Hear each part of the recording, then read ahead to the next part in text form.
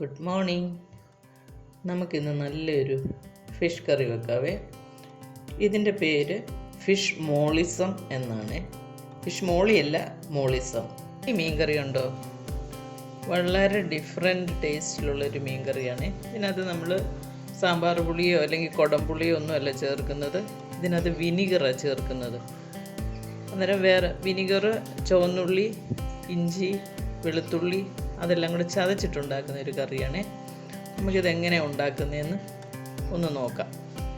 ഇതിനാവശ്യമായിട്ട് 4 അയിലയാണ് ഞാനിവിടെ എടുത്തേക്കുന്നത്. പിന്നെ വേണ്ടത് കുറച്ച് ചുവന്നുള്ളി, അത് ഇത്രയും ചുവന്നുള്ളി വേണം, കുറച്ച് കൂടുതൽ ചുവന്നുള്ളി വേണം. പിന്നെ ഒരു ചെറിയ കഷ്ണം ഇഞ്ചി, ഒരു 7-8 വെളുത്തുള്ളി, ഒരു 4 പച്ചമുളക്, ആവശ്യത്തിന് കറിവേപ്പില. ഇത് ഫ്രിഡ്ജിൽ വെച്ചേക്കുന്നുണ്ടായി കറിവേപ്പില ഇങ്ങനെ ഡ്രൈ ആയിട്ടിരിക്കുന്നത് കേട്ടോ. നിങ്ങൾ നല്ല ഫ്രഷ് കിട്ടുവാണെങ്കിൽ അത് എടുക്കാവുള്ളേ. പിന്നെ പൊടികൾ, 1 ടേബിൾ സ്പൂൺ കാശ്മീരി ചില്ലി പൗഡറും 1/2 ടീസ്പൂൺ മഞ്ഞൾപ്പൊടിയുമാണ്. പിന്നെ നമുക്ക് പുളിക്ക് ആവശ്യമായിട്ട് വേണ്ടത് എന്താണെന്ന് വെച്ചാൽ വിനിഗറാണ് ഞാൻ ഇതിനകത്ത് ഉപയോഗിക്കുന്നത്. ഒരു 4 അയിലയ്ക്ക് 4 ടേബിൾ സ്പൂൺ വിനിഗറാണ് എടുത്തേക്കുന്നത് കേട്ടോ. പിന്നെ ആവശ്യത്തിന് ഉപ്പും. ഉള്ളി, പച്ചമുളക്, ഇഞ്ചി, വെളുത്തുള്ളി ഇതെല്ലാം കൂടെ ഞാൻ ഒരു മിക്സിയുടെ ചെറിയ ജാറിലോട്ട് ഒന്നിട്ട് കൊടുത്തു.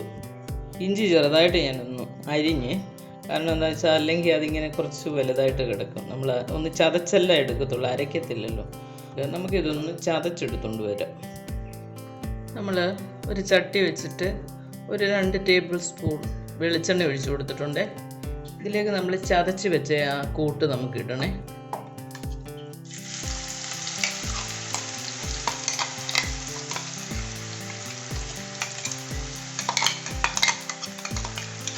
ഇതിൻ്റെ പച്ചമണം ഒന്ന് നന്നായിട്ടൊന്ന് മാറി വരണം. അതുവരെ നമുക്കിത് വഴറ്റണം. ഒരു 3-4 മിനിറ്റ് വഴറ്റണം കേട്ടോ. ആ പച്ചമുളക്, ഉള്ളി, ഇഞ്ചി ഇതിൻ്റെയൊക്കെ ഒരു പച്ചമണം മാറി കിട്ടണം. ഈ കറി വെക്കാൻ പറ്റുന്ന മീനുകളെന്ന് പറഞ്ഞാൽ അയില, കുറിച്ചി, പിന്നെ നല്ല നെയ്മത്തി, അതൊക്കെ നല്ലതാണ് കേട്ടോ ഇങ്ങനെ ഉണ്ടാക്കാൻ. ഈ വിനിഗർ ഒഴിച്ച് വെക്കുന്ന കാരണം ഇതിന് വേറൊരു ടേസ്റ്റാണ് കേട്ടോ. ഈ കറി ഉണ്ടാക്കുമ്പോൾ നല്ലൊരു മണമാണ്. എൻ്റെ മക്കൾക്ക് ഭയങ്കര ഇഷ്ടമാണ് ഈ കറി. അത് അവർ ഇത് ഉണ്ടാക്കിക്കൊണ്ടിരിക്കുമ്പോഴത്തേന് അവർ വരും, എൻ്റെ അമ്മമ്മ ഉണ്ടാക്കുന്നതെന്ന് ചോദിച്ചുകൊണ്ട്. കാരണം ഇതിൻ്റെ മണം അങ്ങ് ചെല്ലുവേ. എല്ലാവർക്കും ഇഷ്ടമാണ് ഇത്. പിന്നെ എൻ്റെ ചെറുപ്പത്തിലൊക്കെ എൻ്റെ പപ്പയ്ക്ക് ഒരുപാട് ഇഷ്ടമുള്ള കറിയായത്. അമ്മ ഇടയ്ക്ക് ഉണ്ടാക്കി കൊടുക്കും. അന്നേരം കൂട്ടൊരു 3 മിനിറ്റോളം ഞാൻ നന്നായിട്ട് വഴറ്റി കൊടുത്തേ. ഇനി നമുക്ക് അതിൻ്റെ പൊടിയില്ലേ, മുളക് പൊടിയും മഞ്ഞൾപ്പൊടിയും അതും കൂടെ ഇതിനകത്തിട്ട് വഴറ്റണം നന്നായിട്ട്. ഇതൊരു 2-3 മിനിറ്റ് വഴറ്റണം. ഈ മുളക് പൊടിയുടെയും കൂടെ പച്ചമണം മാറി കിട്ടണം കേട്ടോ. നമ്മളൊരു 3 മിനിറ്റോളം ഇത് വഴറ്റി കൊടുത്തിട്ടുണ്ട്. ഇനി ഇതിലേക്ക് നമ്മൾ ഉപ്പിട്ട് കൊടുക്കണം, നമ്മുടെ ആവശ്യത്തിനുള്ള ഉപ്പ്.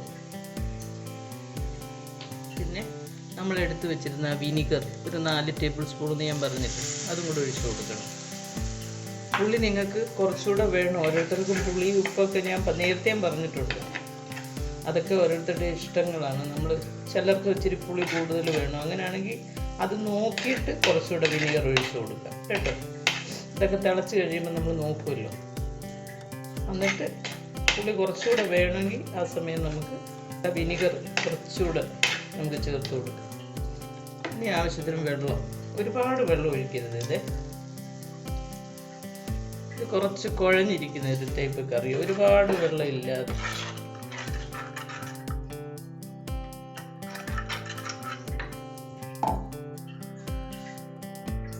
ആവശ്യത്തിന് ഞാൻ വെള്ളം ഒഴിച്ചു കൊടുത്തിട്ടുണ്ട്.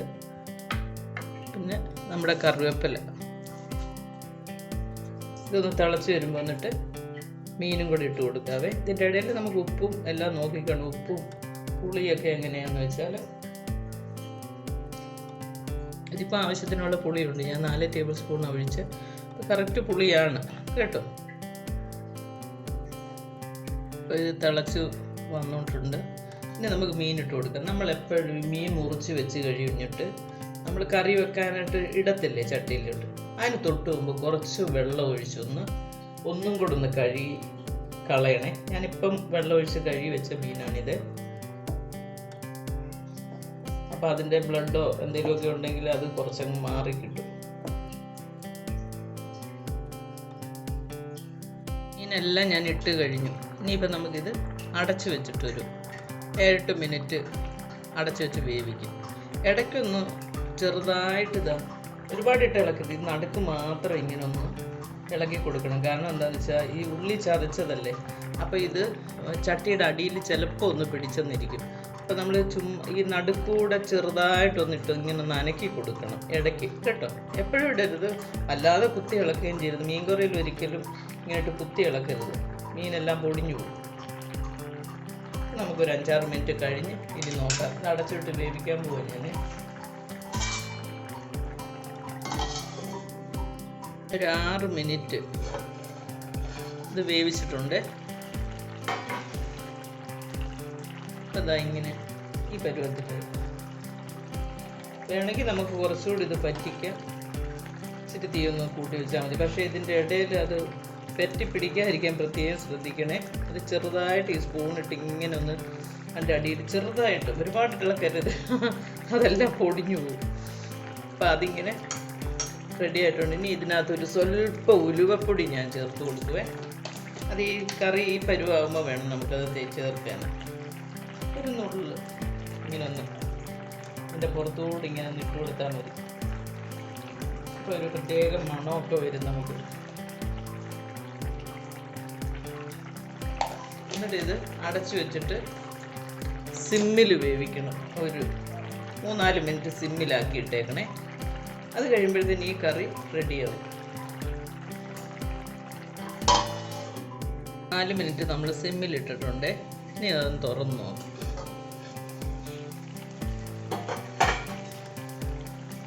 എണ്ണയൊക്കെ തെളിഞ്ഞ് എല്ലാം നന്നായിട്ട് വെന്ത് വന്നിട്ടുണ്ട്. എണ്ണയൊക്കെ തെളിഞ്ഞ് കണ്ടോ? ഈ സമയമാകുമ്പോൾ നമുക്ക് തീ അങ്ങ് ഓഫ് ചെയ്യാവേ.